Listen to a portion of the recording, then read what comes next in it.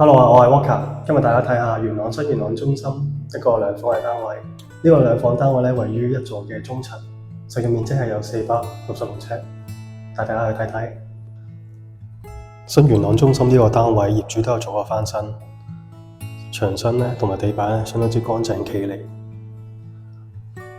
大家睇下門口嘅位置，玄關位都闊落，右手邊呢個位置咧可以做翻一排客櫃。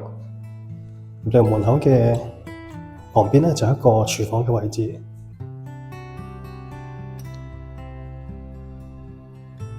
咁廚房右手邊咧可以擺一個雪櫃啦，同埋擺洗衣機。備餐區可以明火煮食。廚房咧都有個小窗嘅。跟住嚟到飯廳嘅位置啦。飯廳位咧擺張4至6人嘅餐台咧都夠位擺嘅。咁而飯廳旁邊都有個小窗啦。開咗窗之後咧都會有返個對流風。咁呢個戶型咧係一個兩邊廳嘅，咁啊相當之實用。左手邊呢個咧就係一個客廳嘅位置啦。客廳相當之闊落啦，咁擺完梳化、電視櫃之後咧，都可以做返一組組合櫃去收納返啲物品。至於客廳旁邊嘅景觀咧，係望返西邊嘅座向，主要望返元朗市嘅景觀。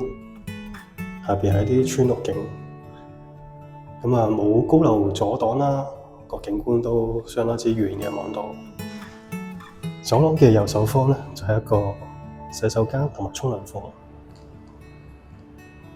洗手間係有窗啦，咁啊空氣咧就流通嘅，設有浴缸。先睇睇第一間睡房。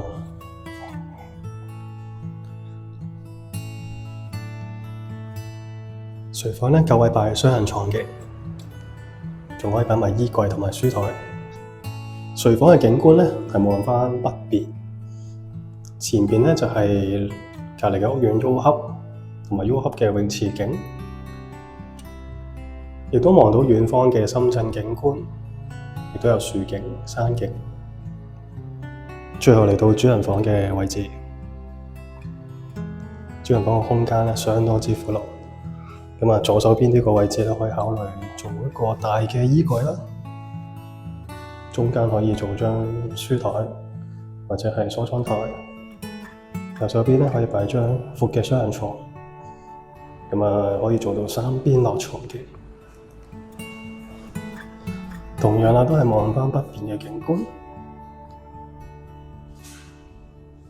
大家有興趣參觀新元朗中心嘅單位，歡迎揾我 Walker 幫手。